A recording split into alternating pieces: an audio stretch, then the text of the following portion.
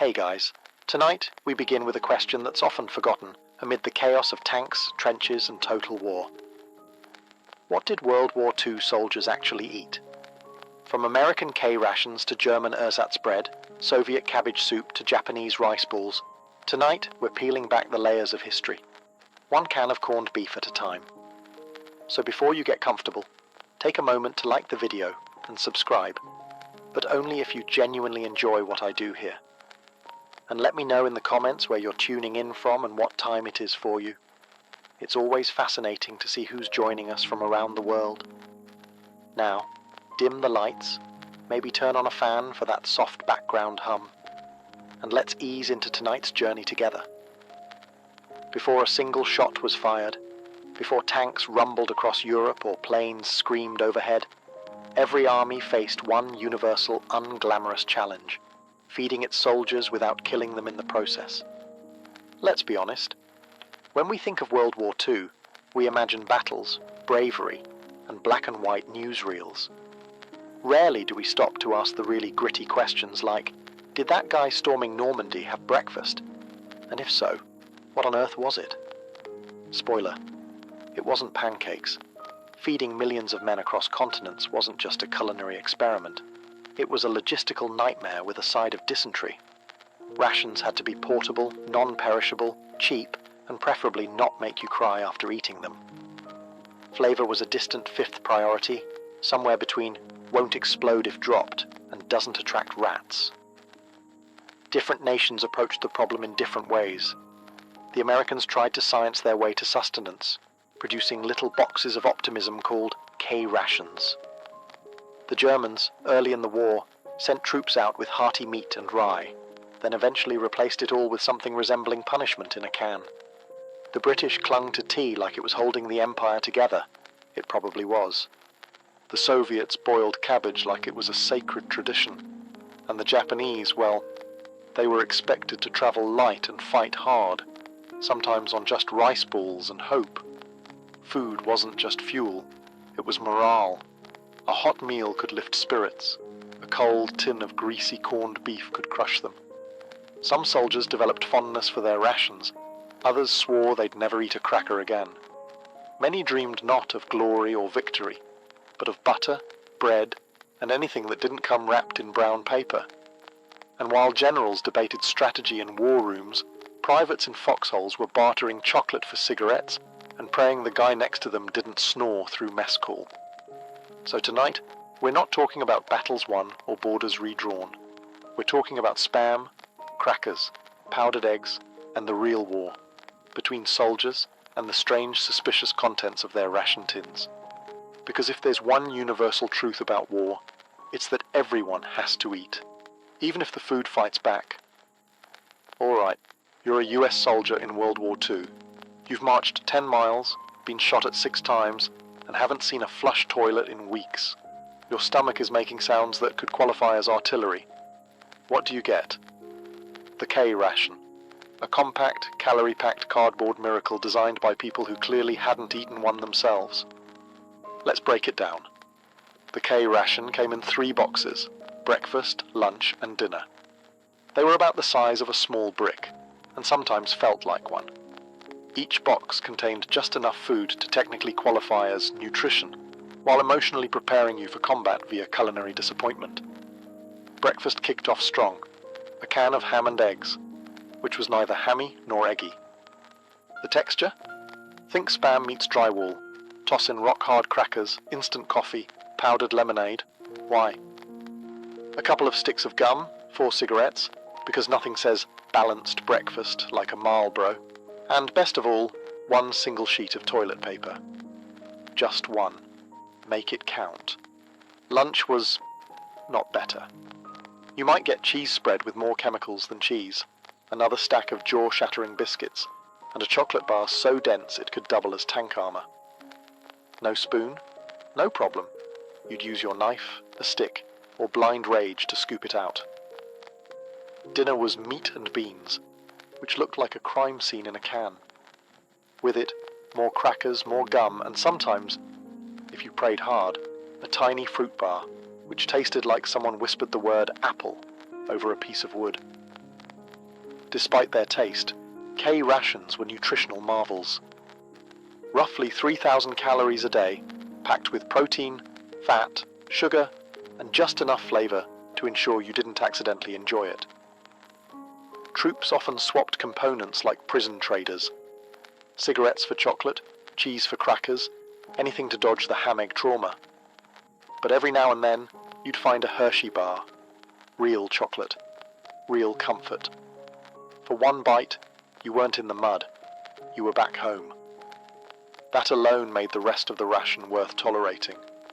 So yes, the K ration was dry, weirdly square, and kind of tasted like war. But in the end, it was the fuel that helped win a global conflict, one questionable meat product at a time. If the K ration was the Army's idea of a meal, then the D ration was their idea of a survival threat disguised as dessert. The D ration looked like a chocolate bar, came wrapped like a chocolate bar, and was issued to soldiers as a chocolate bar. But that's where the similarities ended, because this wasn't your sweet little Hershey's Kiss. No, the D ration was engineered in coordination with the US Army to do three things. 1. Not melt. 2. Last forever. And 3. Taste like absolute despair. It was roughly the size of a deck of cards and dense enough to stop a bullet. In fact, some soldiers swore it had, whether in their packs or their intestines. The ingredients were technically food: chocolate, sugar, oat flour, and a little cocoa fat. The result? A brown brick that could double as a bludgeon or emergency building material. Why was it made this way? Because it had to survive the tropics, deserts, and frozen tundras without turning into goo. And the military specifically requested it be unappetizing, so soldiers wouldn't eat it unless they were actually starving. Mission accomplished. The bar was so hard that biting into it without softening it first could lead to dental emergencies. Some guys tried grating it into hot water. Others just stared at it in confusion. A few, legend says, used it to hammer tent stakes. But hey, it had calories. About 600 per bar, which could keep a man alive through a day of combat. Barely. If you were trapped behind enemy lines, or stuck in a foxhole with nothing but your rifle and bad decisions, the D ration might just save your life. Emotionally, not so much. To the Army's credit, they did eventually realize feeding troops chocolate that doubled as masonry was not great for morale. Later iterations of the D ration got slightly softer and vaguely more edible. But the damage was done. Soldiers remembered the original bar with the same fondness one remembers dental surgery. So next time you hear someone say, "Chocolate makes everything better," remember the D ration, the bar that proved them wrong. If the K ration was survival food, and the D ration was edible punishment, then the field kitchen was a soldier's only shot at eating something warm, recognizable, and only mildly soul-crushing. Field kitchens, also known as rolling misery carts, were mobile food units pulled behind trucks or horses.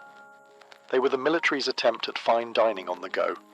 And by fine, we mean not cold and in a can.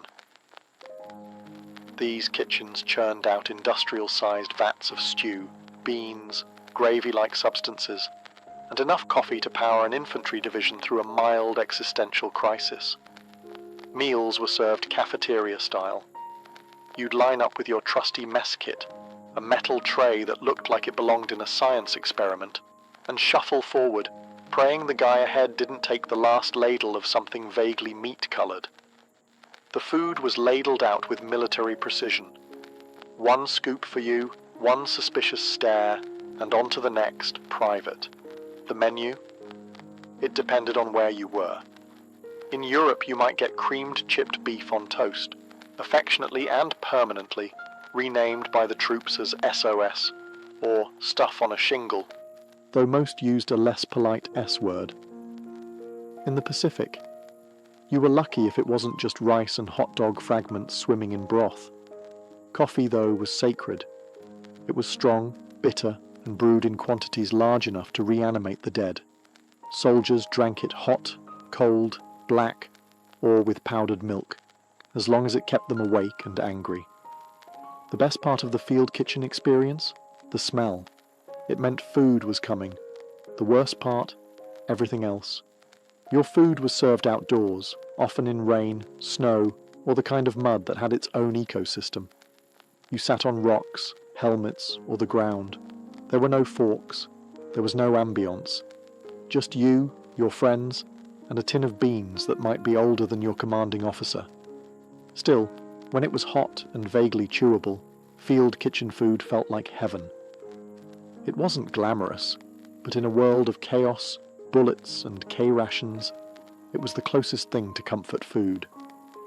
At the start of World War II, German soldiers marched into battle with swagger, clean uniforms, and something shockingly rare in wartime logistics: actual food that resembled real meals. The early war Wehrmacht ration was downright luxurious compared to what most other armies were choking down. A standard soldier's pack included rye bread, sausages, butter, cheese, canned meats, marmalade, and coffee. Well, ersatz coffee, which we'll discuss later with the disgust it deserves. Each soldier was expected to carry his own food for a couple of days. A noble idea, until you realized how much weight that was once you added rifles, ammunition, grenades, and frostbite. Still, German rations were built around the concept of 3 hot meals a day, with field kitchens trailing behind like slightly overworked food trucks. Breakfast could be dark rye bread with jam or butter, plus that roasted acorn faux coffee.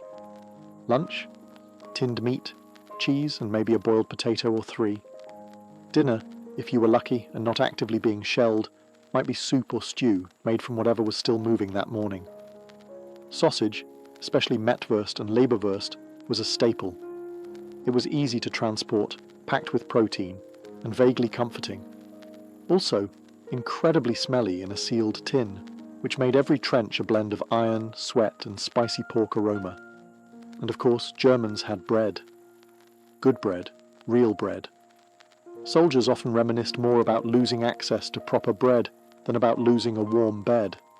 One Wehrmacht veteran described ration bread as the only softness in an otherwise very sharp war. Field kitchens backed this system up, churning out steaming pots of stews, boiled meats and dumplings when possible. Morale was high, stomachs were relatively full, and German efficiency seemed unstoppable. But, and there's always a but, this early golden age of German rations wouldn't last. As the war expanded and supply lines stretched thin, the sausage turned sour, the bread got stale, and the once proud field kitchens were left stranded in frozen forests with nothing but frozen potatoes and patriotic memories. Still, for a brief, bratwurst-filled moment, the average German soldier had something precious in war. Warm food, decent coffee substitutes, and the illusion that this whole thing might be over by Christmas. As World War II dragged on and Hitler's dream of blitzkrieg glory turned into a logistical nightmare, German rations took a sharp turn, straight into the land of ersatz, a German word that basically means imitation. Or more accurately, this isn't food, but we're calling it that anyway.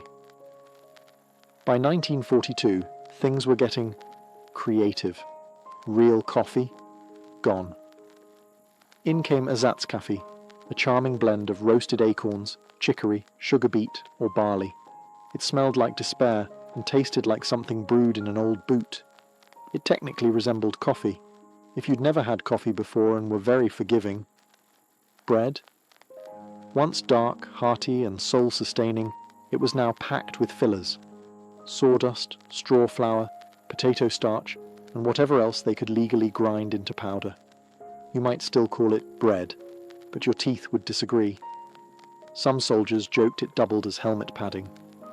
Butter disappeared too, replaced by ersatz margarine, a pale, tasteless grease that was somehow both oily and chalky. Meat became a memory. Cans of meat product started showing up. Labels didn't specify the animal, and honestly, it was better not to ask. Even sausages, that sacred pillar of German cuisine, were diluted.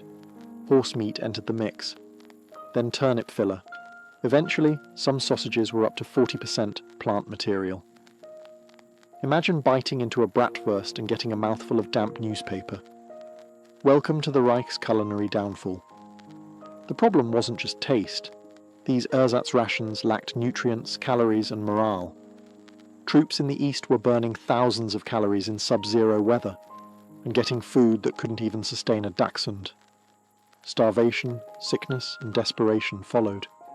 Soldiers got inventive, boiling shoe leather, bartering with locals, or raiding enemy supply lines just to get something real.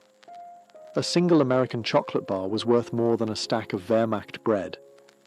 What had begun as an efficient, fuel-powered war machine was now being run on cabbage water and caffeine lies.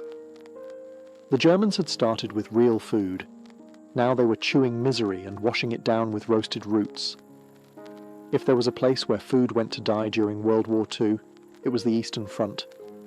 Stretching thousands of miles from Berlin to the deep, frozen belly of Russia, the Eastern Front was the logistical equivalent of trying to run a pizza delivery service across a glacier, while being shot at, shelled, and occasionally eaten by wolves. German soldiers, who once feasted on sausage and rye, found themselves crouched in snowdrifts, with frozen fingers and empty stomachs. Rations shrank, supply lines collapsed, and morale thawed faster than the soup, which is to say, not at all. Let's talk about that soup. Meal on the Eastern Front often meant hot water with a few potato peels if you were lucky. If you weren't, it was just water, frozen solid by the time it got to you. Bread? It arrived mouldy or not at all. Meat?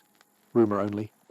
Soldiers burned precious firewood not to warm themselves, but to thaw their canned meat products, which might have been beef, pork, or recycled optimism.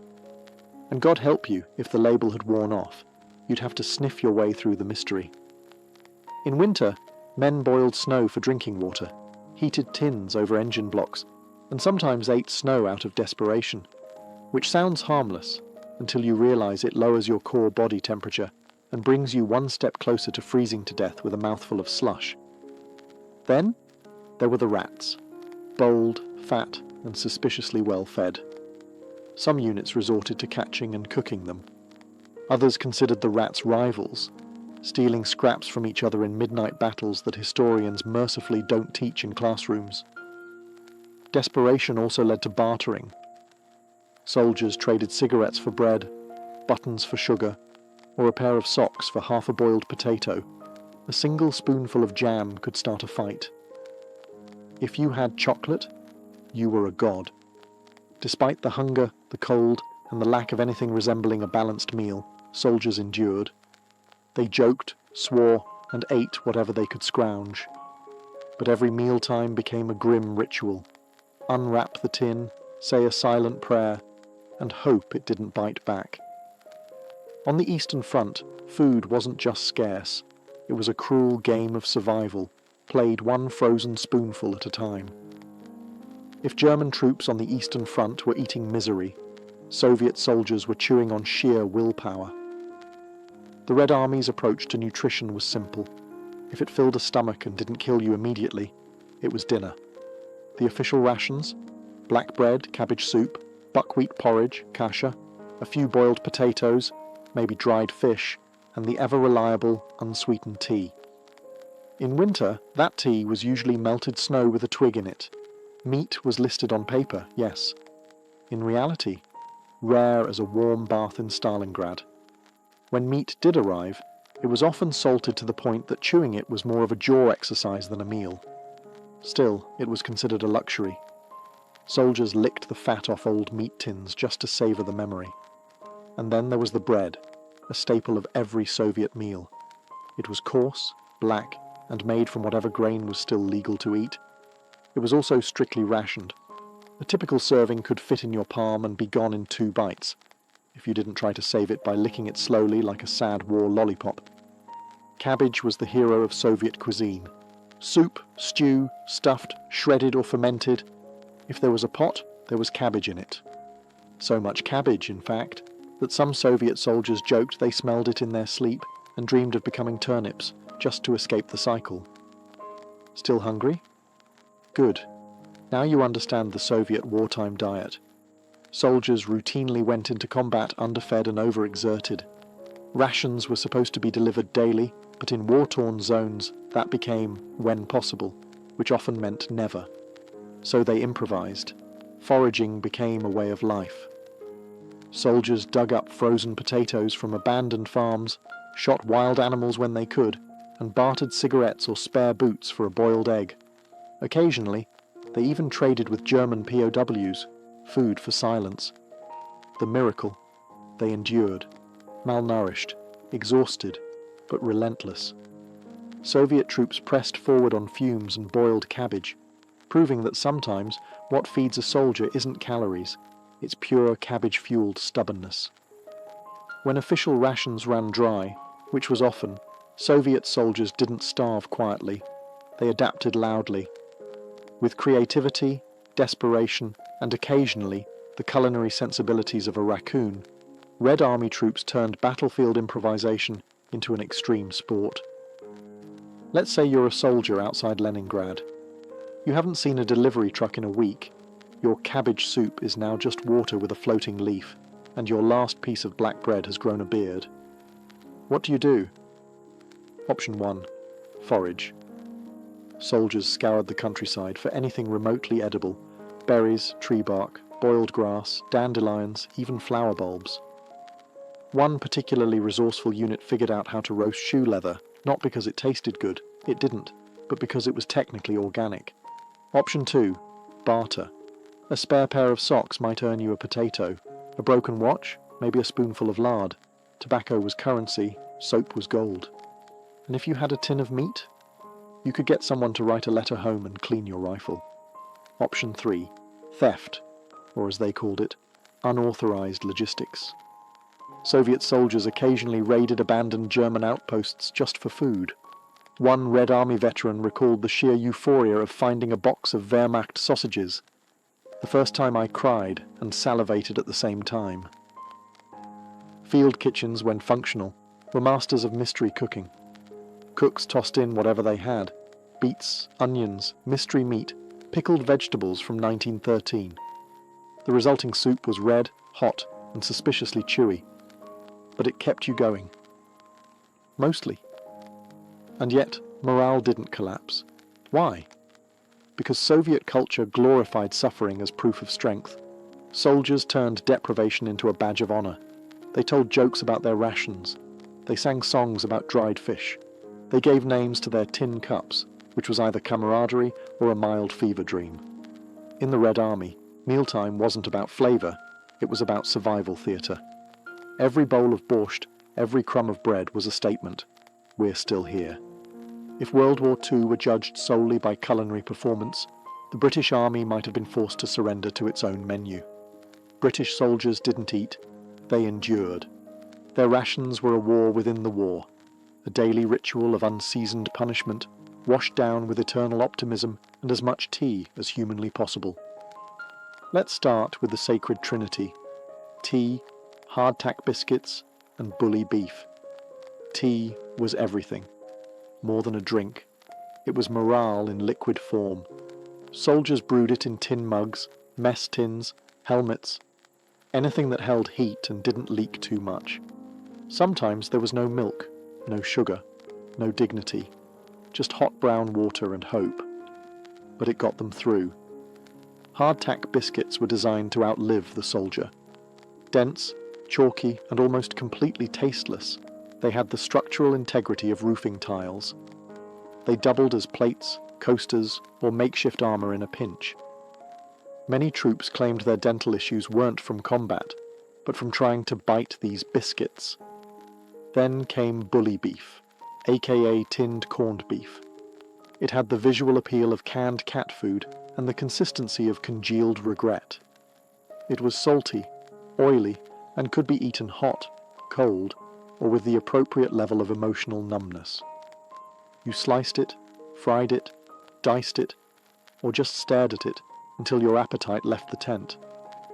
Also included in the standard ration: powdered eggs, which somehow tasted nothing like eggs, tinned jam, which could glue your jaw shut, and a smattering of oatmeal, chocolate, and dried fruits, all of which arrived in tins that took a crowbar and a prayer to open.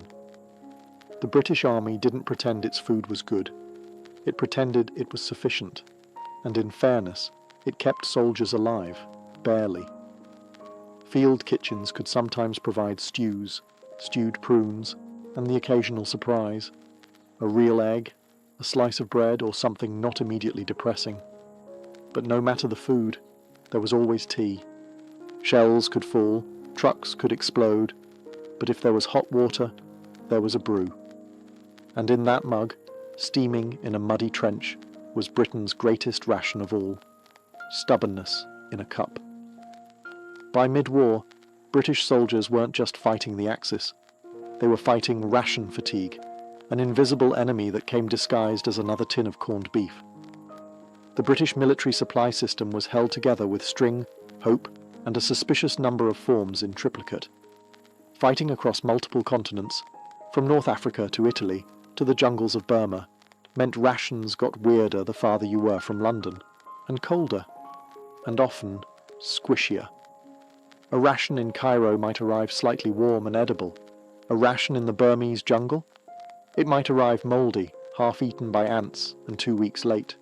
And still, soldiers saluted it, heated it, and ate it. Because that's what British resilience looked like, chewing quietly through despair.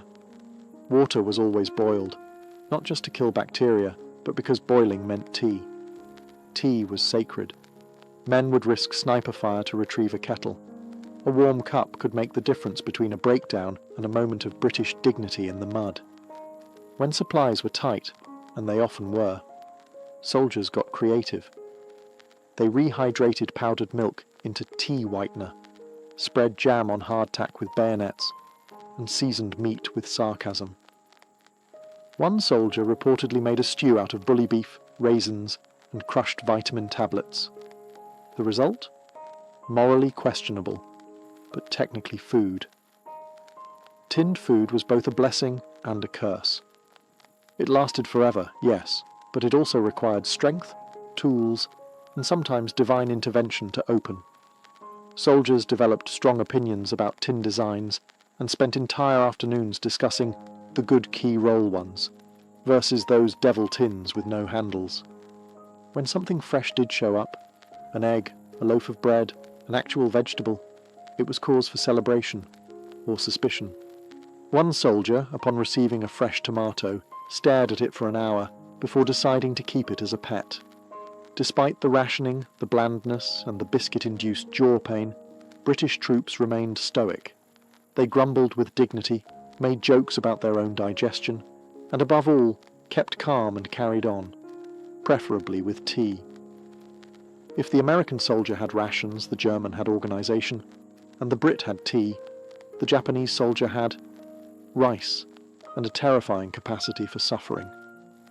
The Imperial Japanese Army was built on endurance. Soldiers were taught that self-denial was noble, and that hunger was part of their duty, which was convenient because most of them were perpetually starving. The standard Japanese field ration wasn't so much a meal as it was a polite suggestion.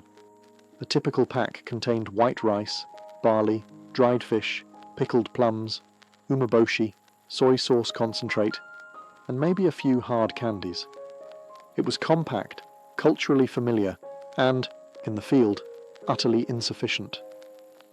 At first, troops set out with multi-day rations wrapped in wax paper or stored in bento-style metal tins. It looked neat, organised, thought out. And then they got to the jungle.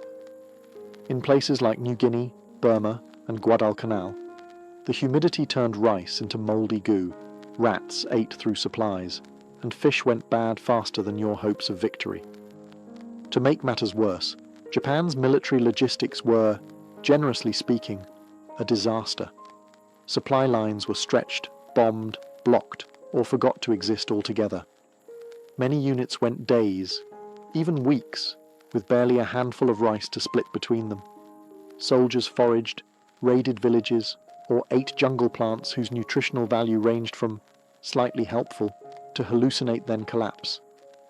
In more desperate cases, they hunted lizards, insects, or even rats. One soldier claimed they made a soup out of boiled grass and boot leather to keep the stomach from shouting. To their credit, or perhaps horror, Japanese troops rarely complained. They believed hardship was honourable. Starving, glorious, Barefoot, inspirational, rice infested with weevils, added protein. There was, occasionally, miso paste or powdered green tea. These were prized and hoarded like wartime treasure. A teaspoon of tea could lift spirits. A pinch of salt could bring someone to tears. But overall, calories were low, suffering was high, and morale often came from sheer cultural discipline rather than what passed for a meal. The Japanese soldier wasn't just underfed, he was trained to be okay with it, and somehow many of them kept fighting. Not because of what was in their bellies, but because of what was in their minds. The jungles of the Pacific looked lush and green in the distance, like a tropical paradise, assuming you ignored the disease, the leeches, and the smell of slow death. But for soldiers on both sides, especially the Japanese, the jungle wasn't a source of food. It was a leafy green death trap with humidity and attitude. Supply lines in the Pacific were notoriously unstable. Tropical storms, naval blockades, enemy ambushes, all conspired to make every delivery of rice, beans, or saltfish an act of divine luck. And when the food didn't come, the jungle was not your friend. Many Japanese units found themselves cut off from resupply for weeks. Soldiers had to rely on the land, which would have been fine if the land had any idea what they were doing. Unfortunately, the jungle was filled with plants that looked edible but weren't, animals that were edible but too fast, and insects that were not only inedible, but actively aggressive. Rations spoiled in hours, canned goods rusted shut, rice grew mold faster than you could light a fire. One soldier in Guadalcanal wrote, "Everything here is wet. Even my appetite is damp." What did they eat? When lucky, boiled roots, wild fruit, frogs, or jungle fowl, if they could catch it. When unlucky, tree bark, shoe leather, rotting palm stems, or water flavoured with desperation. Stories exist of soldiers boiling the same handful of rice 3 times to extract every last shred of sustenance. Others fermented what was left into a starchy, half-dead porridge known only as jungle glue. And then there were the horrifying rumours, accounts of cannibalism among starving units, especially during sieges. It wasn't widespread, but it did happen. Men driven to the edge by war, isolation, and the shrieking emptiness of their stomachs. If anything can strip away the romanticism of the Pacific theatre, it's that grim little footnote. Disease followed closely behind starvation. Malaria, dysentery, dengue fever, all worsened by malnutrition. Soldiers dropped not from bullets, but from hunger and infection, slowly and invisibly. The jungle didn't care who you fought for. It didn't feed you. It didn't shelter you. It just waited for you to get tired, and then it ate you. War may destroy cities, but it also unlocks the culinary creativity of very hungry, very desperate people with bayonets and a single can of Spam. Across every front, soldiers didn't just eat rations, they negotiated with them. They bartered, swapped, stretched, crushed, fried, and sometimes worshipped the better parts. Food was fuel, but it was also a form of entertainment, and occasionally a mad science experiment. In American foxholes, GIs turned K-ration crackers into improvised pancakes, mixing them with powdered eggs and coffee creamer, then frying the result over a small fire. The final product tasted like despair, but warm despair, which was at least comforting. Canned cheese, melted into an oily paste over hot beans to create trench fondue. Spam, sliced, pan-fried, and stacked between biscuits to make the world's saddest sandwich. Even chewing gum found new uses, sealing leaky canteens or bribing a guy with an extra cigarette. British soldiers, armed with their indestructible hardtack and mystical jars of jam, made jam-butty sandwiches by smashing 2 biscuits together with jam until their teeth gave up. One squad in North Africa famously mixed bully beef with dried fruit and called it Desert Delight. Another named their nightly stew Stuff, because no one could identify what was in it anymore, including the cook. On the Eastern Front, Soviet soldiers used empty shell casings as soup pots, boiled cabbage in helmets, and roasted anything with legs, including once a stolen German sausage that required 3 men to defend it, Even the Japanese, with limited supplies, found ways to repurpose leftovers. Rice was refried with pickled vegetables to create onigiri-style cakes, and dried seaweed was hoarded for flavouring water when nothing else remained. These weren't gourmet meals, they were acts of wartime alchemy. Field improvisation turned boredom into morale, turned not enough into this'll do, and made a lot of food slightly less terrifying. Because when you're stuck in a trench, jungle, or ruined farmhouse, your mess kit becomes your kitchen, your bayonet becomes a spatula, and your meal? A miracle that you survived long enough to eat it. Long after the guns fell silent, long after uniforms were packed away and medals boxed in drawers, one thing stayed with veterans of World War II: the food, or more precisely, the memory of the food. For many soldiers, rations were more than just sustenance. They were the backdrop to trauma, camaraderie, grief, boredom, and hope. A bite of bully beef could conjure a foxhole in France. A whiff of cabbage soup brought back the frozen trenches outside Stalingrad. A can of Spam wasn't just meat, it was a moment in time. Some remembered their meals with dark humour. American vets would joke about choking down a D-ration like it owed them money. British troops swapped stories of trying to trade hardtack biscuits with locals, only to be laughed at. One Soviet veteran claimed he couldn't eat bread for years after the war, not because he hated it, but because it felt like sacred ground. Food marked the boundaries of war.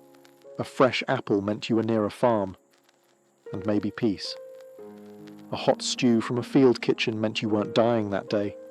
Even bad coffee meant someone cared enough to boil water. Then there were the care packages, those precious morale-boosting gifts from home. Chocolate bars, dried fruit, powdered milk, handwritten notes tucked beside cookies. These weren't just treats, they were emotional lifelines.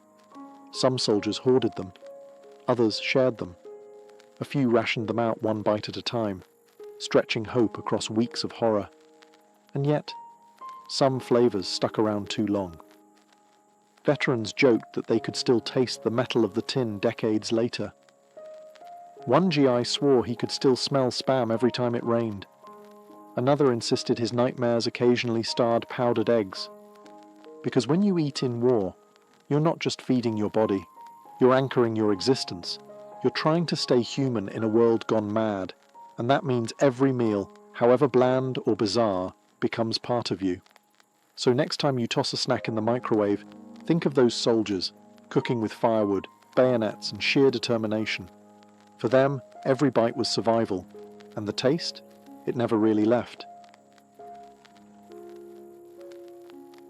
The ink was barely dry on the US Constitution when the young republic found itself brewing its first major crisis, one that came not from foreign invaders or political factions, but from something far more potent: whiskey. In the early 1790s, America was broke. The Revolutionary War had left the nation buried in debt, and the new federal government, led by President George Washington and Treasury Secretary Alexander Hamilton, needed a plan. Hamilton, ever the fiscal mastermind, proposed an excise tax on domestically produced distilled spirits, whiskey being the most common. To the urban elites and coastal merchants, it sounded reasonable. But on the western frontier, it sounded like a punch in the face from a powdered wig aristocrat. Out west, in places like western Pennsylvania, whiskey wasn't just a drink, it was currency. Farmers distilled their surplus grain into whiskey because it was easier to transport, less perishable, and far more profitable than raw crops.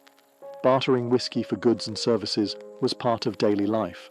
So when the federal government started taxing it, many frontier folks saw it not as a revenue measure, but as a betrayal, a reminder that power was drifting back to the same kind of distant authority they'd just fought a revolution to escape.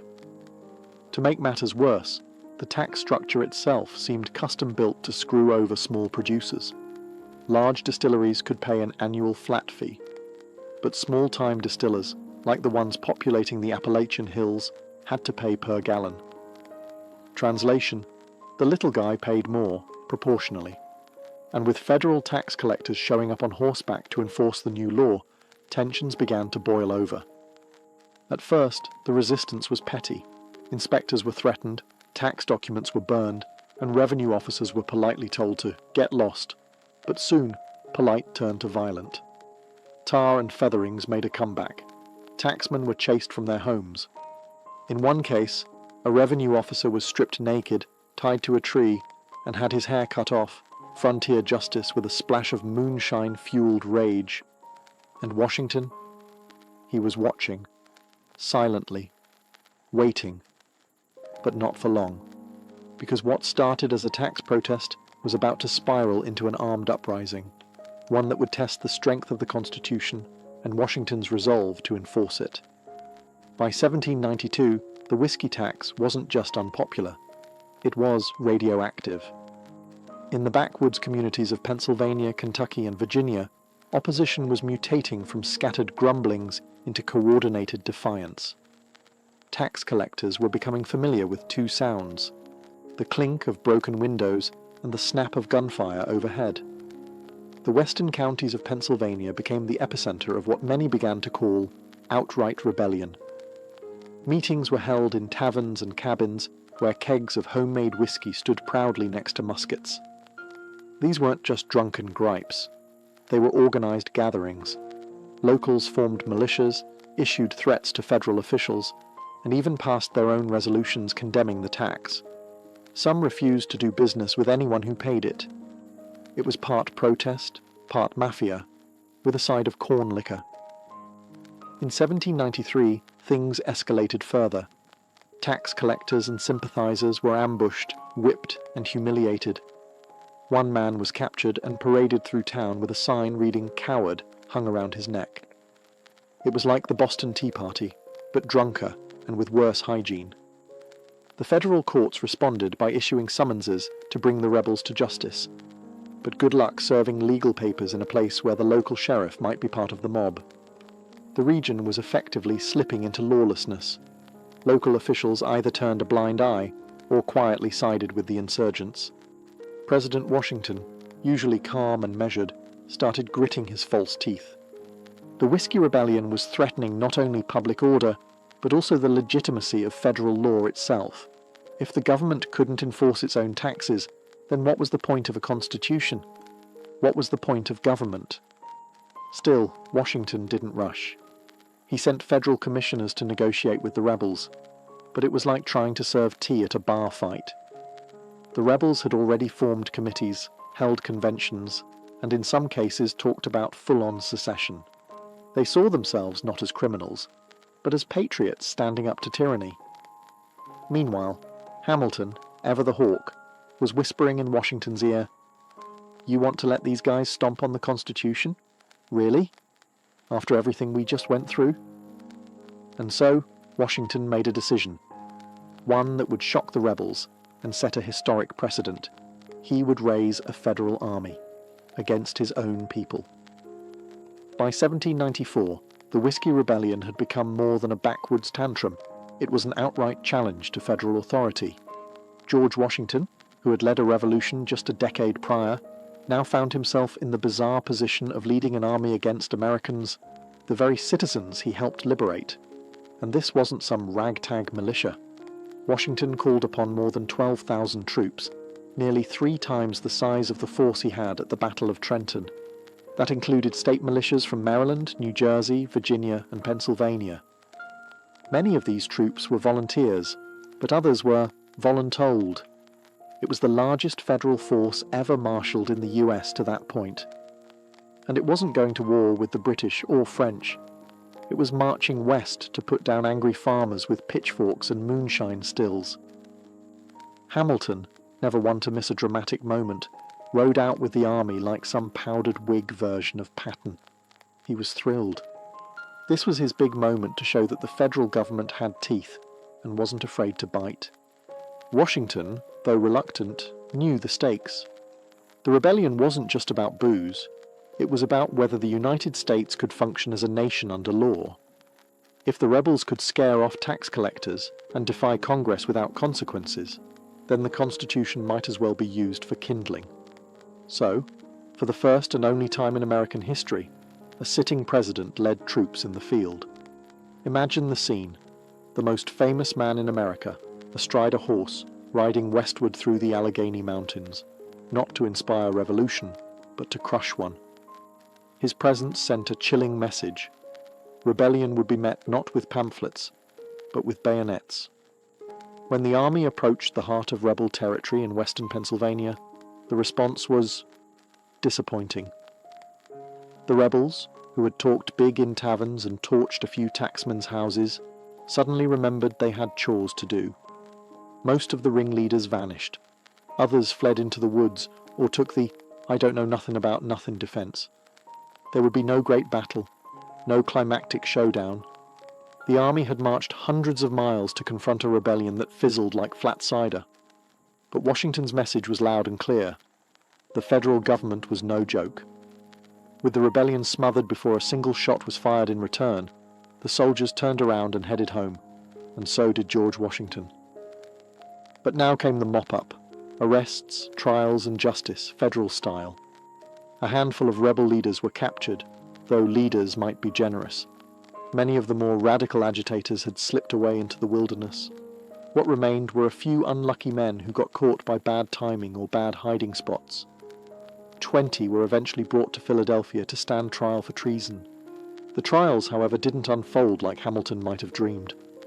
Evidence was spotty, witnesses were afraid to testify, and the jury, composed of their fellow Pennsylvanians, wasn't exactly keen on throwing their neighbours into a noose. In the end, only 2 men were convicted of treason, and even that verdict came with a side of skepticism. These weren't dangerous warlords. They were poor farmers who had made poor decisions, and Washington, no stranger to rebellion himself, chose mercy over vengeance. In a move that stunned some and reassured others, he pardoned both men. His message? Yes, the government would enforce the law, but it would not become a tyrant in the process. This act of clemency turned out to be as important as the show of force itself. Washington had demonstrated strength, but he also showed restraint. The federal government wasn't going to crush people under its heel like a monarchy might have. Instead, it would lead by law, tempered with justice. Meanwhile, Hamilton grumbled. He wanted more heads to roll, metaphorically, if not literally. He saw the rebellion as proof that the common folk couldn't be trusted with too much freedom, especially not with whiskey involved. But Washington understood the deeper game. Legitimacy didn't come from cracking skulls. It came from showing that the new republic could balance authority with compassion. The rebellion was over, but the precedent it set would echo for generations. The US had passed its first real test of federal authority, and it didn't collapse into chaos. Still, questions remained. Would future presidents use the same logic? Would mercy always follow power? And most of all, was this the end of frontier rebellion? Or just the beginning? The guns were holstered, the rebels pardoned, and the whiskey stills quietly resumed bubbling in the hills. But politically, the whiskey rebellion left a hangover that would last for years. The event had proven that the federal government had the power to enforce its laws, but it also lit the fuse on deep political divisions that were already smouldering beneath the surface. At the heart of the conflict were 2 opposing visions of America. On one side stood Alexander Hamilton and the Federalists, lovers of order, commerce, strong central government, and powdered wigs that could stop a bullet. They saw the rebellion as proof that the unruly countryside needed firm management. On the other side were the Jeffersonian Republicans, who didn't trust centralized power one bit. They believed in the yeoman farmer, local control, and resisting the kind of government overreach they'd fought a revolution to escape. To them, the federal response to the Whiskey Rebellion wasn't a heroic act of law enforcement. It was overkill. Sending 12,000 troops after some farmers with barrels of corn mash felt like stomping on a fly with a cannon. Thomas Jefferson, then serving as Washington's vice president, didn't hold back his opinions. Privately, he referred to the federal march as a monarchical adventure. He believed that Washington's show of force only pushed the common man further away from the government, and straight into the arms of the Republican cause. And indeed, in the aftermath of the rebellion, something curious happened. The Republican Party began to gain traction. Out on the frontier, where distrust of federal authority had been fermented like whiskey itself, support for Jefferson's ideals surged. These weren't just drunk and angry farmers anymore. They were voters, and they were angry about being treated like a bunch of criminals for refusing a tax they could barely afford. The rebellion had failed militarily, but it succeeded in galvanizing anti-federalist sentiment. It helped accelerate the formation of the first true political parties in America, sharpening the divide between those who wanted a strong centralized state and those who wanted the states to call their own shots. So, while no war had broken out, a new kind of battle had begun. One fought not with muskets and torches, but with ballots, speeches, and ideology. At its core, the Whiskey Rebellion wasn't just about booze. It was about power and class resentment. To the small farmers of western Pennsylvania and beyond, the whiskey tax was more than an annoying expense. It was a symbol of everything they feared about the new federal government. That it would be run by elites for elites, at the expense of the working poor. Most of the rebellion's participants weren't outlaws. They were veterans of the Revolutionary War, men who had fought and bled for a republic they now felt was turning its back on them. They returned from battlefields to discover that the very government they helped establish was now squeezing them dry, all while cozying up to Eastern bankers and merchants. It was like fighting a lion, only to come home and get kicked by the house cat. To make matters worse, many frontier folk felt deliberately excluded from political participation. Representation was lopsided. Their voices were drowned out by wealthier urban politicians who had no idea what life was like west of the Appalachians. Add to that a tax that disproportionately punished small producers, and the whole thing smelled less like economic policy and more like class warfare, with the stink of whiskey. There was also the matter of how the law was enforced. Wealthier distillers could afford lawyers, paperwork, and the annual flat fee. The poor guy with 1 still and 6 barrels of mash? He got a federal marshal and a potential prison sentence. The optics were terrible, and the anger was real. In this way, the rebellion was an early warning sign. Class tension wasn't going to disappear just because America had a constitution. If anything, the struggle between wealthy power centers and rural working communities was baked into the cake. The Whiskey Rebellion was just the first slice. Interestingly, some of the most radical rebels even adopted the language of the French Revolution, which was happening around the same time. They spoke of liberty, tyranny, and the rights of man. To Washington and Hamilton, that kind of rhetoric was terrifying. The last thing they wanted was a Paris-style bloodbath spilling into the Ohio Valley. But to the whiskey rebels, those words weren't dangerous. They were a promise, one they felt had already been broken. George Washington's decision to personally lead troops into western Pennsylvania was as bold as it was risky. At the time, many Americans saw the presidency as a somewhat distant, almost ceremonial role, a sort of executive moderator for a government still figuring itself out. But with this march, Washington shattered that image. He was no passive figurehead. He was an active enforcer of federal power. For Washington, the Whiskey Rebellion was a test, not just of law and order, but of the very legitimacy of the federal system. He had helped design the Constitution, and now he was putting it to work. If he failed, if he allowed violence and intimidation to override legislation, the whole project might unravel. 13 separate states could quickly decide they were better off going their own way. The rebellion, in that light, wasn't just a backwoods tantrum. It was the canary in the Democratic coal mine. Washington's personal involvement added enormous weight. His reputation was nearly mythical. He was the father of his country, a man revered by veterans, respected by citizens, and feared by enemies. When word spread that Washington himself was riding west, many rebels melted into the landscape. Some couldn't believe it. Washington was the hero of liberty. Now he was marching on citizens over whiskey. But the gamble paid off. Washington didn't need to fire a single shot to win. His presence alone restored order, and he knew when to stop. Once the rebellion dissolved, he withdrew. He didn't occupy the region, didn't punish the masses, didn't turn it into a show trial.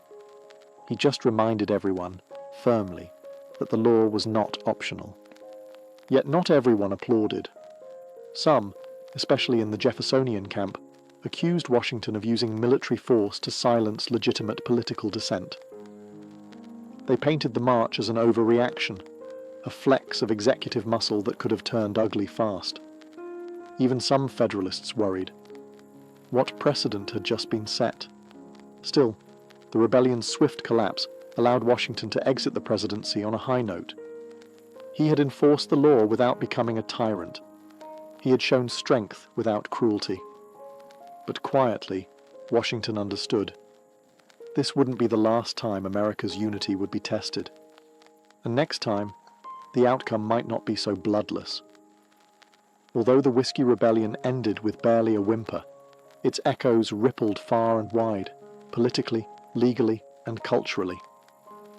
In hindsight, this dusty conflict over distilled grain was one of the most important constitutional stress tests in US history. First, it set a critical precedent. The federal government had the right and the ability to enforce its laws, even in the face of violent opposition. Before this, the Constitution had been more theory than reality. The Articles of Confederation had shown how weak and toothless a decentralized government could be, and now the Constitution, with Washington's boots on the ground, flexed its newfound muscles. But with that power came a lingering fear. Many Americans, especially in rural areas, began to see the federal government not as a representative of their will, but as a distant, eastern elite that didn't understand or care about frontier life. The very same people who had once cheered the revolution now whispered about oppression from Philadelphia and New York instead of London. Culturally, the Whiskey Rebellion became legend in the Appalachian Hills. Stories were passed down of brave distillers standing up to federal agents. Some were exaggerated, some romanticized, but all carried the same message. Government doesn't always have your back. And if you want something done, sometimes it takes more than a vote. It takes a still, a rifle, and a few angry neighbors. Meanwhile, in Washington, D.C., a new capital being planned during the rebellion's aftermath, lawmakers were taking notes. Future leaders would reference the Whiskey Rebellion every time civil unrest threatened the balance of the Republic. Was this the model? A rapid show of force followed by clemency? Or a dangerous precedent of executive overreach? And then there was the whiskey itself. Ironically, despite the rebellion's failure, the tax never worked. It was expensive to enforce, widely evaded, and politically poisonous. By the early 1800s, under Jefferson's presidency, it was quietly repealed. The rebels lost the battle, but in some twisted way, they'd won the war of public opinion. The frontier didn't forget. Neither did the government. And future presidents would face their own rebellions, both large and small, with the ghost of 1794 riding just behind them, reminding them that order is fragile, and that the Republic is always one barrel away from boiling over. The Whiskey Rebellion may seem like a curious footnote today, a quirky chapter in the early American story, but its legacy remains surprisingly alive, swirling like vapor off a still, influencing everything from presidential power to rural resistance. For one, it showed the American people that the Constitution wasn't just parchment and promises, it had muscle. This was the first time the federal government enforced a domestic law with troops, and the fact that it did so under the personal leadership of George Washington gave it historical gravity. Every president since has inherited that precedent. Lincoln, Eisenhower, even recent presidents deploying the National Guard during domestic unrest, all trace a faint line back to 1794, and a president on horseback. The rebellion also injected lasting skepticism into the heart of American politics. Frontier distrust of centralized government became a core part of US political identity. It didn't matter that the rebellion failed. It proved to millions that distant elites could and would flex their power when it suited them. that spirit of rural defiance? You can still hear it in anti-tax protests, states' rights arguments, and the deep American love of local control. In short, the rebellion planted seeds of resistance that never quite died out. They just fermented. Whiskey itself, believe it or not, also reaped a strange legacy. Far from being demonized, it became a symbol of independence and grit. The very substance that sparked a rebellion is now toasted in bars as a proud American tradition. In fact, the American whiskey industry, especially bourbon and rye, wears its rebellious roots like a badge of honor. You'll find distilleries named after rebellion leaders, bottles designed to evoke frontier spirit, and slogans that practically dare the IRS to come knocking again. And finally, the event taught a young country something fundamental. How it responds to dissent says everything about its identity. Washington chose both force and forgiveness. That balance, power tempered by principle, became a cornerstone of the American ideal. Not always followed, of course, but always referenced. So next time you raise a glass of bourbon or rye, remember, it's not just liquor in that bottle. It's a story of power, protest, and a young republic figuring out what kind of country it was going to be. Cheers to the rebellion that helped define a nation. Around 1754 BCE, King Hammurabi of Babylon etched his now famous code into a massive basalt stele, a towering legal monolith meant to awe subjects and assert divine justice. It's one of the earliest known attempts to formalize laws in human history, but buried within its 282 articles lies something just as ancient as law itself: the regulation of women. In Hammurabi's Babylon, a woman wasn't just a person, she was a role: daughter, wife, widow, mother. Each of those roles came with a legal definition, a social expectation, and if things went sideways, a punishment. For example, take marriage. Women could be married off by their fathers, essentially transferred from one household to another. Once married, a woman was expected to be faithful. If she was accused of adultery, both she and her alleged lover could be bound and thrown into a river. That's not metaphor. That's literally what the text prescribes. However, if her husband decided to spare her life, the court often agreed. Romantic, in a grim sort of way. Meanwhile, if a man cheated on his wife, Hammurabi didn't seem all that concerned. Male infidelity wasn't exactly headline news in Mesopotamia. The imbalance was stark. Female honor was family honor, while male honor was more flexible. But not all the laws were oppressive. Some provisions offered women surprising protections, especially widows.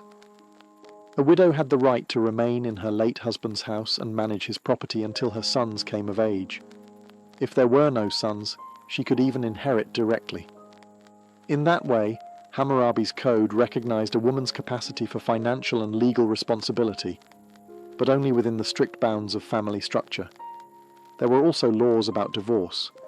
A woman could leave her husband if he was cruel or neglectful, but proving it was no small task.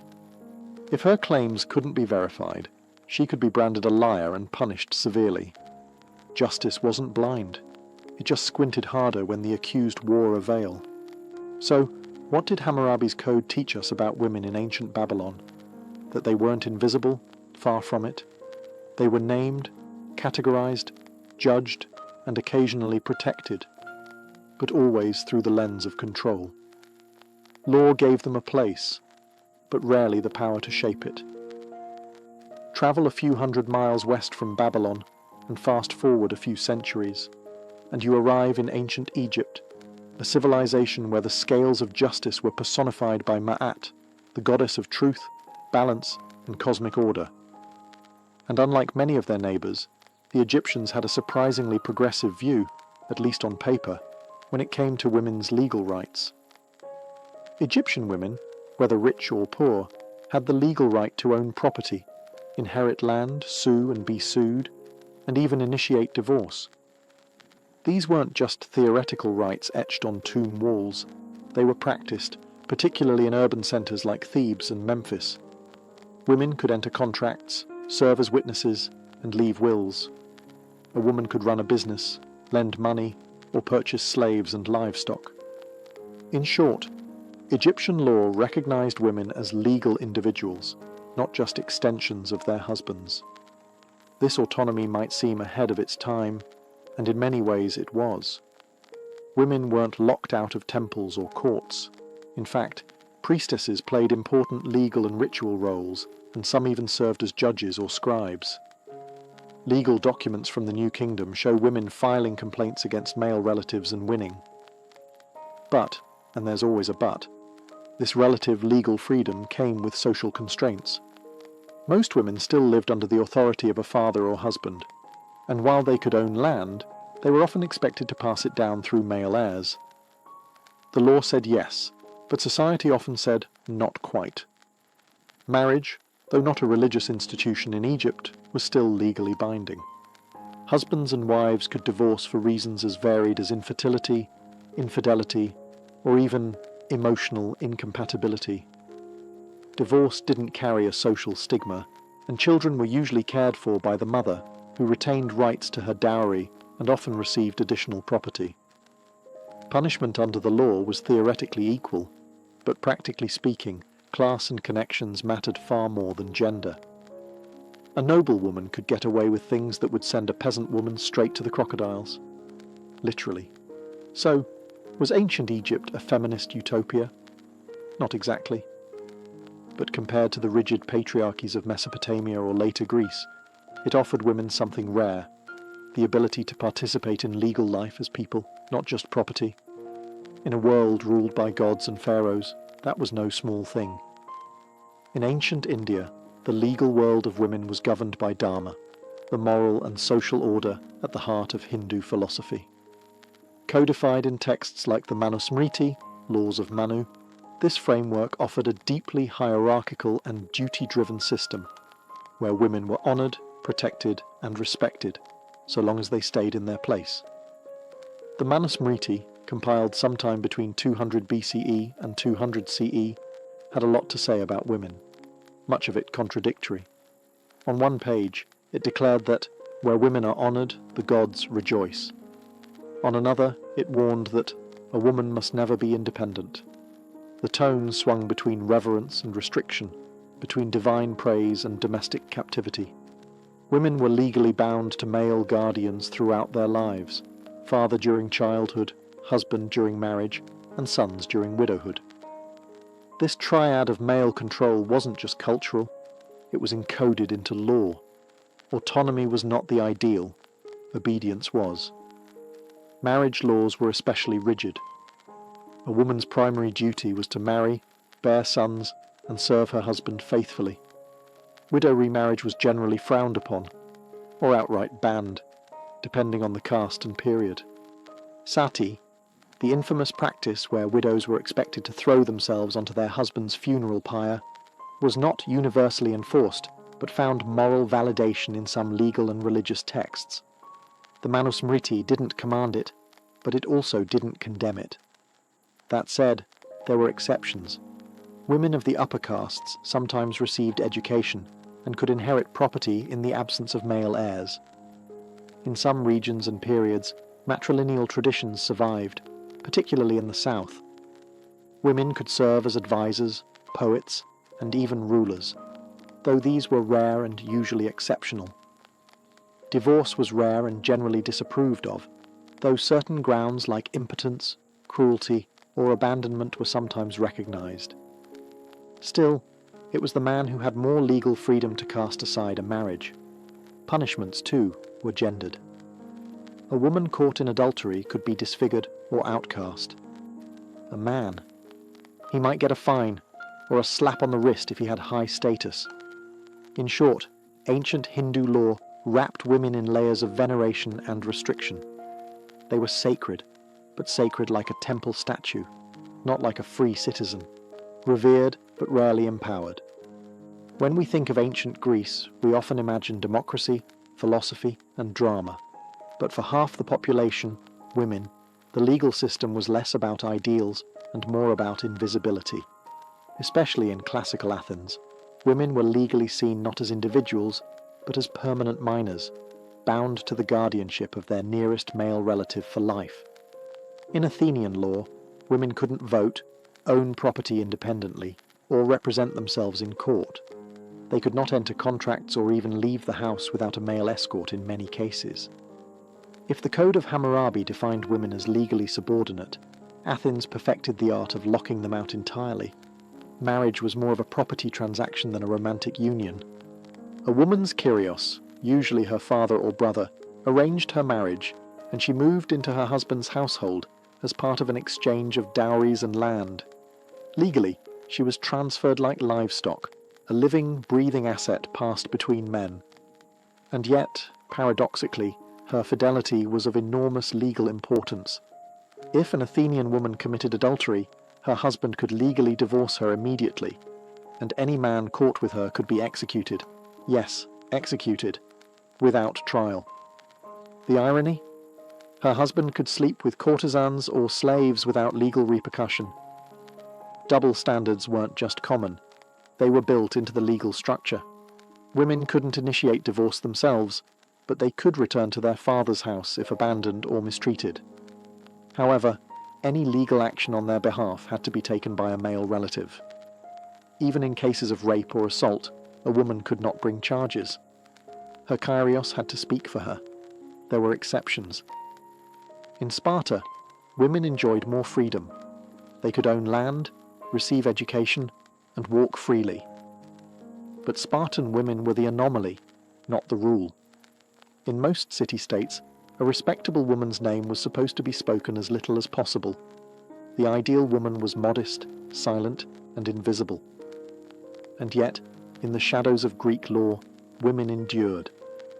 They raised generations, managed households, and in some rare cases, wielded influence from behind the veil of legality. But officially, they weren't citizens. They were shadows in a system that prized logic and liberty, for men only. In the world of ancient Rome, the law was a powerful instrument, and like everything else Roman, it was deeply structured, hierarchical, and pragmatic. Roman women weren't equal citizens by any stretch, but compared to their Greek counterparts, they occupied a slightly more visible and legally complex space within society. At birth, a Roman woman fell under the patria potestas, or the absolute authority of her father. Upon marriage, that authority could either transfer to her husband, manus marriage, or remain with her natal family, sine manu marriage. The latter became increasingly common over time and allowed married women to retain legal ties to their original household, and even manage property independently in some cases. This shift opened the door for women, especially widows or wealthy daughters, to own estates, manage businesses, and draft contracts. While women could not vote or hold office, they could sue in court, often with a male sponsor, act as guardians, and accumulate wealth. Still, Roman law drew a firm line around female behaviour. The ideal Roman woman was pudica, modest, loyal, and obedient. Adultery, once treated as a private offence, became a public crime under Augustus's moral reforms. A woman found guilty could lose her dowry, face exile, or worse. Meanwhile, a man's infidelity remained legally unproblematic. Again, patriarchy rarely missed a chance to double down. However, unique roles offered exceptions. Vestals, the virgin priestesses of Vesta, were the only women legally free from male guardianship. They swore 30 years of chastity in exchange for immense prestige, legal independence, and the power to pardon condemned prisoners. But a broken vow of chastity meant being buried alive.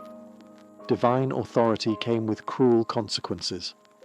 Roman matrons, respectable married women of the upper classes, held significant social power.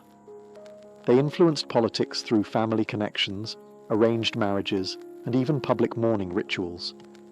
The legal system acknowledged their status through protections for property and legal mechanisms like tutela, a type of male guardianship that, by the imperial period, was often symbolic. So, while Roman women lived within a legal cage, the bars were spaced just far enough apart to allow movement, especially for those born into wealth and prestige. They were constrained, yes, but never entirely silenced. In ancient Hebrew society, law wasn't merely a civic structure, it was divine instruction. Found in the Torah and later interpreted by rabbis, these religious legal texts created a framework that governed every aspect of life, including the roles, rights, and restrictions placed on women. And like many ancient systems, the law both elevated and limited them. At the heart of Hebrew law was the family unit, with women expected to serve as the moral and spiritual backbone of the household, but always under male authority. Fathers arranged marriages. Husbands were heads of households. Sons inherited land. Daughters, by contrast, were expected to marry out and bring a dowry with them, often with no inheritance rights unless there were no sons. However, women were far from voiceless. The ketubah, a marriage contract, gave them legal security in the form of promised financial support and spelled out responsibilities in marriage. If a man failed to provide food, clothing, or intimacy, a woman could seek divorce, a rare provision in the ancient world. But she couldn't initiate it directly. A rabbinic court or her male kin had to advocate on her behalf. Adultery laws were starkly unequal. A married woman caught with another man could be stoned to death, according to Deuteronomic law. A man caught with a married woman, same punishment. But if the woman was unmarried or a slave, the rules became murkier, usually resulting in fines or marriage, depending on the social status involved. In cases of rape, the law demanded a fine and marriage to the victim, an outcome that modern readers understandably find deeply problematic. Ritual purity laws also played a massive role in how women were legally perceived. During menstruation or childbirth, women were considered ritually impure and were temporarily restricted from religious life and physical contact. These laws reinforced ideas of female otherness, not necessarily as sinful, but as symbolically set apart. And yet, the Hebrew Bible is full of strong, legally significant women. Deborah the judge, Ruth the Moabite widow who navigates the inheritance system, and Esther who bends royal law to save her people. These women were rare, but their presence reveals that the law wasn't always airtight, and that boldness, wisdom, and faith could sometimes make space where the law had closed a door. The Achaemenid Empire, founded by Cyrus the Great in the 6th century BCE, ruled over a vast, diverse population, from Babylonians and Egyptians to Greeks and Medes. And in that sprawling empire, Persian law operated with a level of tolerance and pragmatism uncommon in many ancient societies. This legal flexibility extended, in interesting ways, to women. While Persian law wasn't codified in a single monument like Hammurabi's Code, administrative records, court documents, and inscriptions reveal that women, especially elite women, had considerable legal presence. In particular, Persian royal and noble women were among the most autonomous in the ancient world. In the royal court, women like Atossa, daughter of Cyrus the Great and mother of Xerxes, wielded immense influence. She controlled vast estates, issued commands to administrators, and appeared in imperial inscriptions, not as decorative figures, but as landowners and power players. Records from the Persepolis fortification tablets show women receiving rations, managing work crews, and overseeing production in royal estates. These weren't isolated cases. High-ranking women, especially those close to the king, had legal authority over labor and property. Marriage and family law in Persia combined local customs with overarching imperial oversight. In Persian society, women could own property, enter contracts, and inherit land, rights that were sometimes even more secure than in Greece or Rome. Dowries were legally protected, and women could reclaim them if the marriage ended. Divorce was possible for both men and women, though the process often leaned in favor of the husband, unless serious abuse or infertility could be proven. Punishment laws, however, were still gendered. Adultery was a capital offense, especially for women.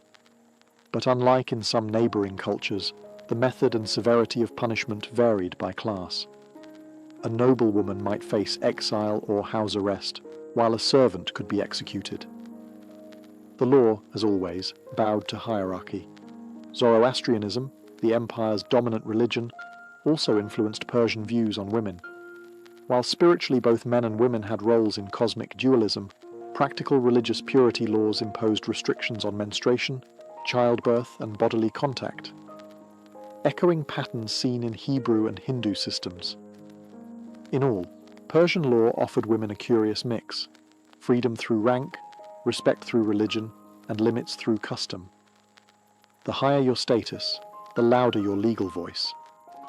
In ancient China, law was not just a system of rules, it was an expression of harmony, hierarchy, and Confucian morality.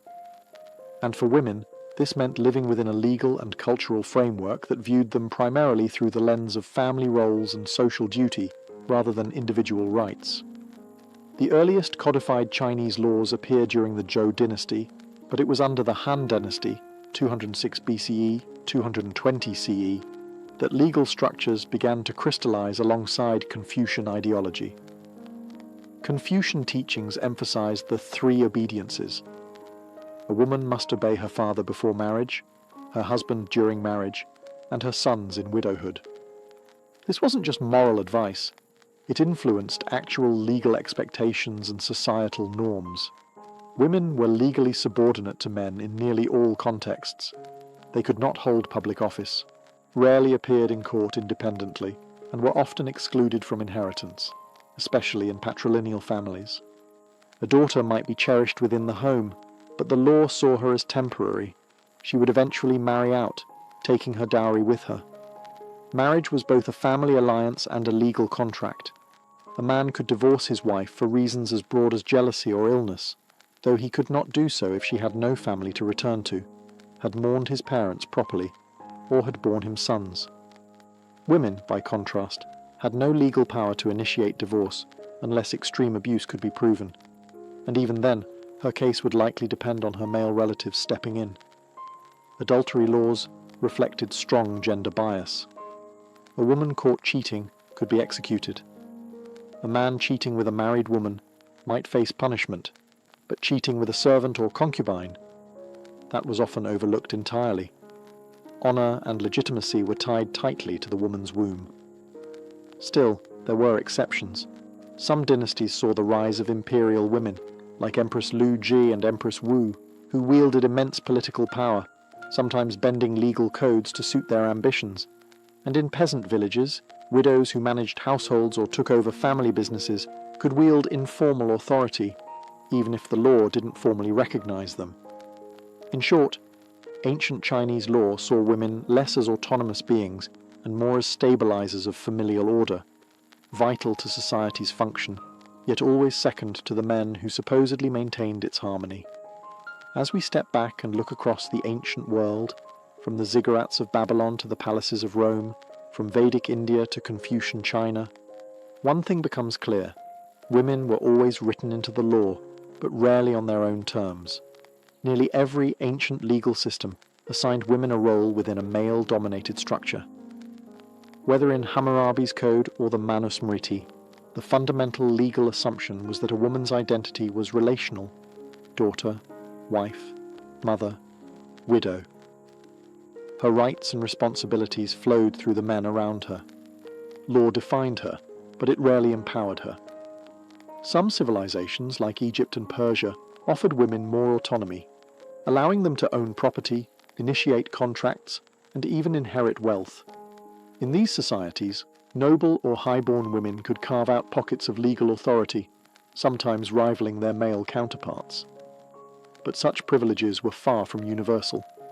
They depended on class, family, and circumstance more than any underlying belief in gender equality. Other societies, like Greece and Rome, developed sophisticated legal systems while simultaneously fencing women out of public life. Greek women were legally invisible. Roman women had more agency, but still lived within a scaffold of male guardianship and social expectation. In China, Confucian values hardened the ideal of obedient femininity into legal expectation. The law wasn't just about punishment, it was about preserving cosmic harmony, and that meant everyone, especially women, knew their place in the social order. Similarly, In Hindu law, reverence for women coexisted uncomfortably with strict control and moral prescription. Religious laws, such as Jewish halakha or Zoroastrian purity codes, often placed women at the intersection of sacred and profane. A woman's body could bring honor or impurity, blessing or danger, depending on how closely she followed the rules. And yet, within these systems, women adapted, resisted, and endured. They found ways to exercise influence through family, faith, property, or sheer determination. Their stories may not always be carved into stone steles or echoed in ancient law courts, but they moved beneath the surface, shaping households, dynasties, and entire civilizations. Ultimately, ancient legal codes tell us not only how societies treated women, but how they defined power itself, and who they believed deserved to wield it. Long before Wall Street, before vaults and banknotes and savings accounts, banking began in the mud-brick cities of ancient Mesopotamia, the cradle of civilization. And surprisingly, the first bankers weren't suited financiers, they were priests. In cities like Uruk, Lagash, and later Babylon, temples weren't just religious centers. They were the administrative and economic hearts of urban life. These towering ziggurats and their surrounding complexes acted as both spiritual sanctuaries and financial hubs. Farmers and merchants didn't just come to pray, they came to deposit grain, receive loans, and settle debts. Why temples? Because they were the most stable, trusted institutions. The gods didn't run off with your money, and the priesthood had an army of scribes to keep meticulous records. When a farmer delivered a portion of his harvest to the temple granary, he'd receive a clay tablet with a cuneiform inscription, the quantity stored, the date, the depositor's name, and sometimes a witness. This wasn't just a receipt, it was an early form of a check. These receipts could then be transferred. A farmer in debt could hand over his tablet to a creditor as repayment. A merchant could use them to buy goods or settle accounts. In this way, the clay tablet became the ancestor of promissory notes, deposit slips, and IOUs. Temples also issued loans, not just in grain, but in silver, sheep, and other commodities. Interest rates were high by modern standards, typically around 20% for grain and 33% for silver. These weren't casual transactions either. Defaulting on a temple loan could lead to the loss of land, property, or even personal freedom. Interestingly, the concept of compound interest was understood and feared. Some legal codes, like those of Hammurabi, tried to limit or regulate interest practices. Others formalized debt slavery as a punishment. This was banking in its rawest, most primal form, both brilliant and brutal. So while modern banks might be glass towers and spreadsheets, their bones are ancient. The earliest financial systems weren't born in markets, they were born in temples. And in Mesopotamia, the gods didn't just judge your soul, they also balanced your books. By the time Babylon rose to power under kings like Hammurabi, in the 18th century BCE, Mesopotamian banking had become more sophisticated and more personal. While temples and palaces remained important economic players, a new class of financial professionals began to emerge: private moneylenders. These early financiers weren't working out of marble lobbies. They conducted business in humble homes, market stalls, or even beside temple courtyards. But they had one thing temples didn't: flexibility. Where temple loans were often seasonal and tied to agricultural cycles, private moneylenders could tailor deals for merchants, traders, and craftsmen, offering loans in silver, Babylon's preferred unit of currency. Silver wasn't minted into coins yet. That innovation would come much later. Instead, it was weighed out by the shekel, and loans were documented on clay tablets. These tablets detailed the borrower, lender, amount lent, interest rate, repayment date, and sometimes even collateral. If a debtor defaulted, lenders could legally seize land, goods, or even family members. Some contracts read more like threats than agreements. One fascinating innovation was the rise of joint liability loans, where two or more individuals shared responsibility for repayment. This helped reduce the lender's risk and planted the seeds for what we now call co-signed loans. Debt was everywhere in Babylonian society. Farmers borrowed to plant crops, merchants borrowed to finance caravan expeditions, and builders took loans for large construction projects. Debt slavery was a real risk, but the law eventually began to push back. Hammurabi's famous code offered some relief. For example, if a storm destroyed your crops, you might be exempted from interest that season. Babylon also introduced promissory notes and letters of credit, used to transfer money across distances without transporting physical silver. These tools allowed wealthy merchants to expand trade and move money without the risk of robbery, a proto-form of the modern banking network. It's easy to think of banking as a modern system tied to stock tickers and interest rates. But in Babylon, the same mechanics, lending, collateral, interest, and risk, were already shaping lives and livelihoods. Their tools were made of clay, not code, but the game was much the same. In ancient Egypt, economic life revolved around two constants, the Nile River and the pharaoh's granaries. While Egypt didn't develop a formal banking system in the same way as Mesopotamia or later Greece, it nonetheless maintained sophisticated financial practices, rooted in temples, royal treasuries, and massive state-administered storage systems. Instead of coins or silver shekels, Egypt's economy was built on grain. Wheat and barley weren't just food, they were currency. Taxes, wages, and debts were often measured in sacks of grain, and these were stored in vast, centralized granaries. Like Babylonian temples, Egyptian temples functioned as both religious and economic centers, serving as secure storage sites and financial record offices. Scribes recorded every delivery, withdrawal, and transaction on ostraca, pottery shards, or papyrus scrolls. These acted as receipts, contracts, and even early forms of checks. If you deposited 10 sacks of grain at the temple granary in Thebes, you might receive a receipt which could be traded or presented elsewhere to retrieve an equivalent amount, a precursor to modern bank drafts. Loans were common. A farmer might borrow seed grain to plant in the spring, with the promise of repayment after the harvest, usually with interest. Rates varied, but a 25–30% interest rate on grain wasn't unusual. These loans were enforced by scribes and local officials, and default could result in the forfeiture of land, livestock, or even labor. Unlike Babylon, however, private lending in Egypt was more restricted. The state played a dominant role in organizing economic exchange.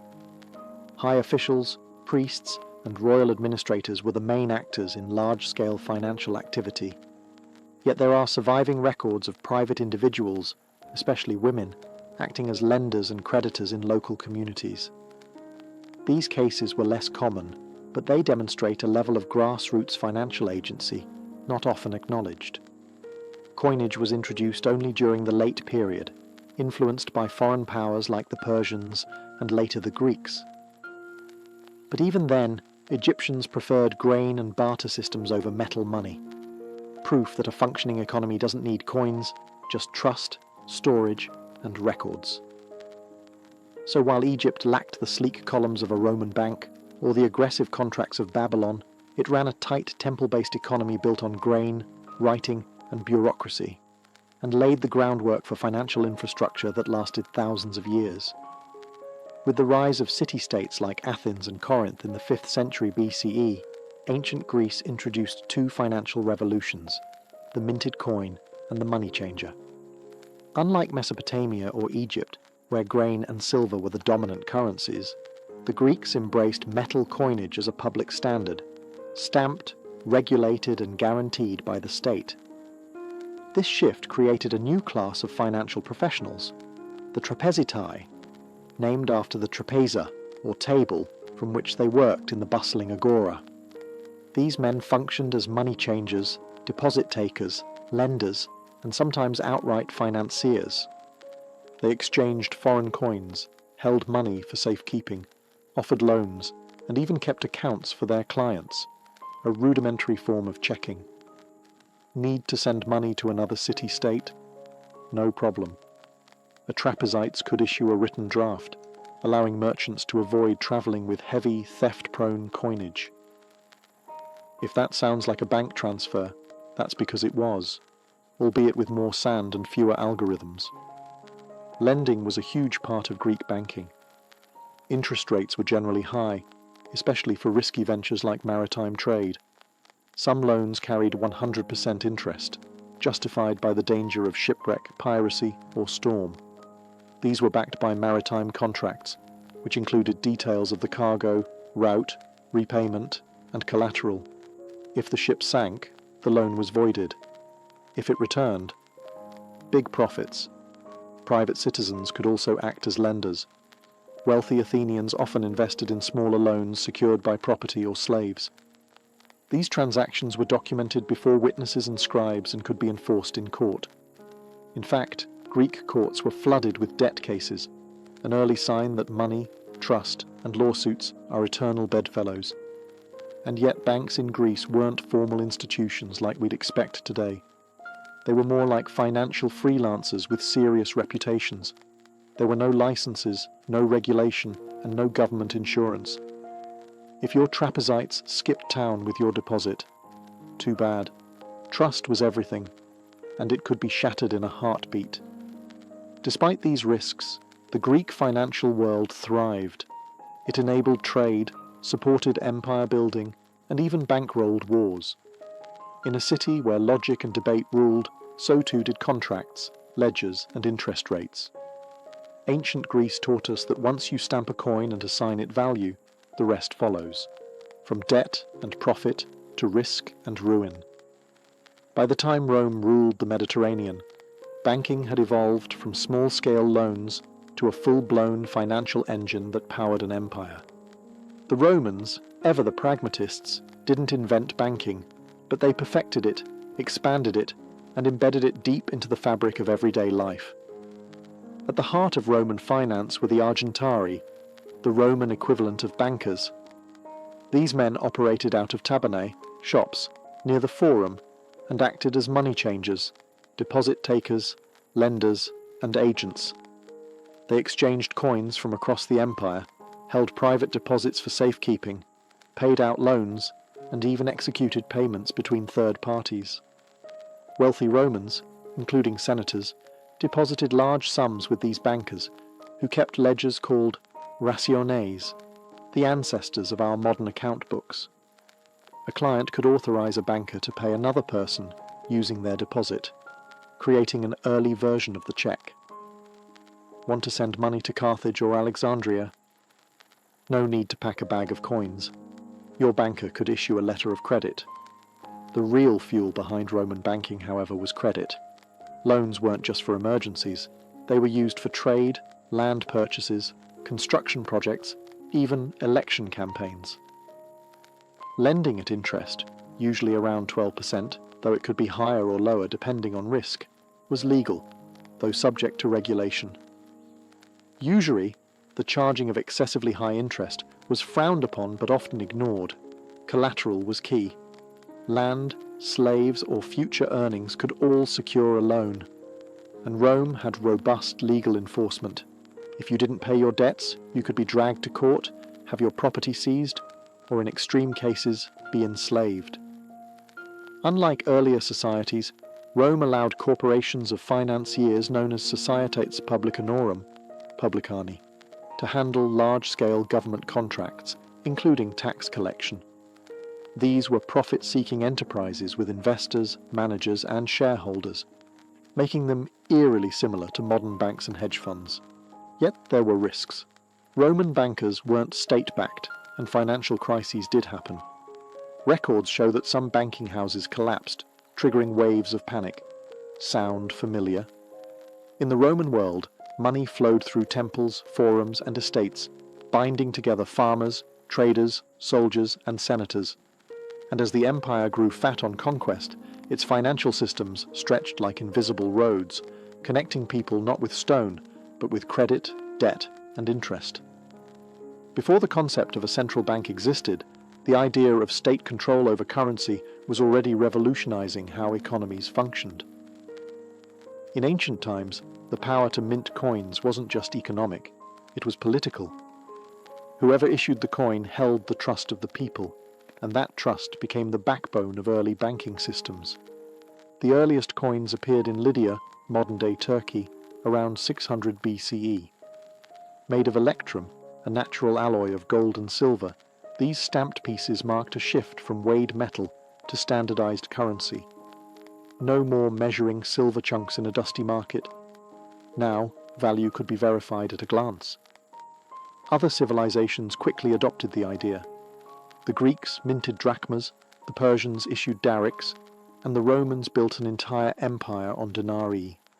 These coins bore state symbols, images of gods or rulers, and inscriptions, not just to represent value, but to signal legitimacy and control. A coin was as much a piece of propaganda as it was a financial tool. With state-backed coinage came new financial behaviors.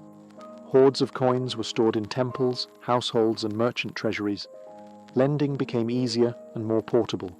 Coins could circulate quickly across city-states, and with uniform weights and metal content, traders could move goods across borders with confidence. In turn, early bankers, from Mesopotamian lenders to Roman argentari, adapted to this new certainty. They no longer needed to test weights or purity as frequently.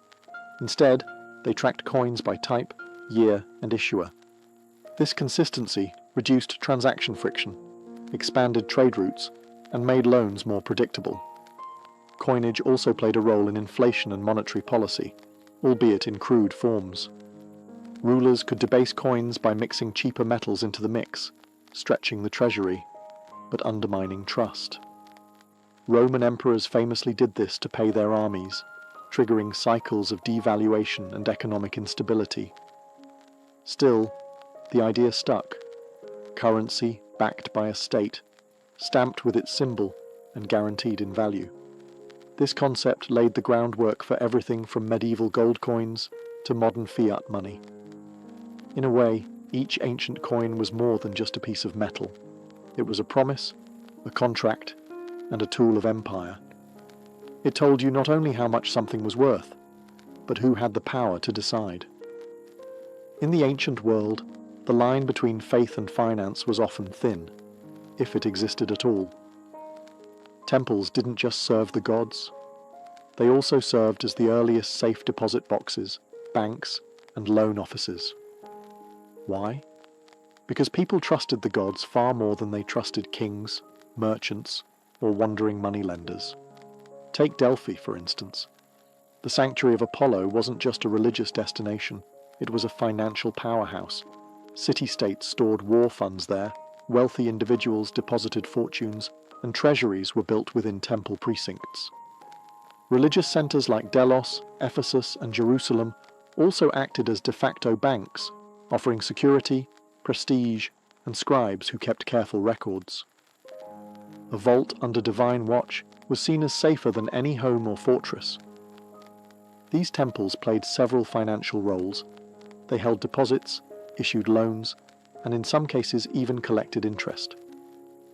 In Mesopotamia, as early as the 3rd millennium BCE, temple priests oversaw lending systems where borrowers repaid with grain or silver. In Egypt, temple granaries stored wealth, issued receipts, and facilitated trade. In Greece and Rome, temples frequently held public funds, safeguarded spoils of war, and underwrote construction and festivals, all under the sacred seal of a deity. And temples weren't just passive vaults, they actively lent money. In Athens, for example, the Temple of Athena on the Acropolis loaned silver to the state at interest to fund major public works. Gods, apparently, were patient creditors. Religion also provided the ethical framework for finance. Ancient Hebrew law, for instance, prohibited charging interest to fellow Israelites, but allowed it for foreigners, a moral boundary that blended spiritual identity with economic policy. Hindu Dharma texts laid out rules for fair lending, debt repayment, and even the spiritual consequences of financial misconduct. Of course, these systems weren't without flaws. Temples could be looted in wartime, clerics could be corrupt.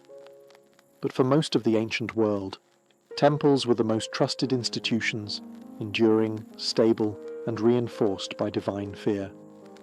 So when you picture ancient banking, don't just imagine dusty coins and cloaked lenders. Picture golden statues, incense and marble columns, because for thousands of years, the safest place to put your money wasn't under a mattress. It was beneath the watchful eyes of the gods. Long before the invention of credit cards or mortgage calculators, ancient economies ran on a system that was surprisingly familiar. Borrow now, pay later, with interest. Whether you were a Mesopotamian farmer, a Greek merchant, or a Roman senator, if you needed capital, you went to a lender. But the ancient rules of lending were often harsher, and the consequences of default far more personal. Interest wasn't just allowed, it was expected. In Babylon, rates were steep, 20% for grain, 33% for silver, often compounded annually. These figures weren't considered predatory, they were standard. High risk meant high reward, and borrowers understood that if the harvest failed or a caravan didn't return, they were still on the hook. Temples and private lenders alike made fortunes off these loans, and unpaid debt could lead to debt slavery or seizure of property. In ancient Greece, especially Athens, interest rates varied depending on the risk involved. The riskiest loans? Maritime loans. A lender might front silver to fund a trading voyage, knowing the ship might sink or be seized by pirates. To offset the risk, rates could soar to 100% or more. But if the ship returned safely, both merchant and lender could make a killing. The Romans added legal muscle to these arrangements. Loan contracts were written, witnessed and sealed. Collateral, land, goods, slaves, was recorded in detail. Miss a payment? Your creditor could take you to court, seize your property, or in rare cases, force you into bonded labour. Roman law set a 12% interest cap, but loopholes and exemptions made that number flexible, especially during times of economic stress. Despite the risk, borrowing was common. Farmers borrowed seed, merchants borrowed to buy goods, politicians borrowed to fund their campaigns. Lending greased the gears of ancient economies. And default was an accepted hazard. And yes, fraud and manipulation were part of the game. Lenders sometimes demanded bribes or added administrative fees. Borrowers could lie about collateral or disappear entirely. Without credit scores or banking regulations, trust and reputation were everything. In the end, ancient loans weren't just financial tools. They were power plays. To borrow was to risk more than money. It was to stake your land, your freedom, sometimes even your family, on the chance that tomorrow would be better, or at least profitable. From grain receipts in Mesopotamia to the silver ledgers of Rome, ancient banking wasn't just a footnote in economic history. It was the foundation. These early systems of deposits, loans, interest, and financial record-keeping didn't just fuel local trade. They quietly shaped the architecture of global finance. At the heart of every ancient banking system was the same challenge we face today: trust. Could people trust that the weight of silver was fair? That the grain in the temple granary wouldn't spoil or vanish? That the lender wouldn't disappear with their deposit? And out of that trust, or the desperate need for it, rose record-keeping, contracts, and ultimately institutional finance. The innovations were astonishing for their time. Ancient Babylonians developed loan contracts with fixed interest, repayment terms, and legal witnesses, all inscribed in cuneiform. Ancient Greeks pioneered letters of credit, allowing funds to be transferred between city-states without carrying coins. The Romans created bankers' associations and formalized debt enforcement in civil law, building a financial system that could stretch from Britain to Syria. Even today, echoes of ancient banking remain. The modern check evolved from Mesopotamian clay receipts. The concept of collateralized loans is rooted in Babylonian and Roman practices. Central banking and monetary policy trace their ancestry back to rulers who manipulated coin purity or temple wealth to fund armies and public projects. And what about regulation? Well, it turns out ancient societies understood financial crises all too well. In Babylon, kings periodically declared debt forgiveness to prevent social collapse. Roman emperors sometimes imposed interest caps to curb predatory lending. These weren't just economic decisions. They were political acts aimed at keeping society balanced and stable. But perhaps the greatest legacy of ancient banking is the realization that finance is not new. The tools have changed. Clay tablets became spreadsheets, silver shekels became digital currencies. But the fundamental human behaviors remain: risk, ambition, trust, fear, and the hope of gain. The next time you log into your bank app or swipe a credit card, remember, you're not doing anything new. You're participating in a system that began with scribes in temples, coins stamped by kings, and farmers betting their harvest on a better season. And it all began with a simple idea. Sometimes, to build the future, you have to borrow from it.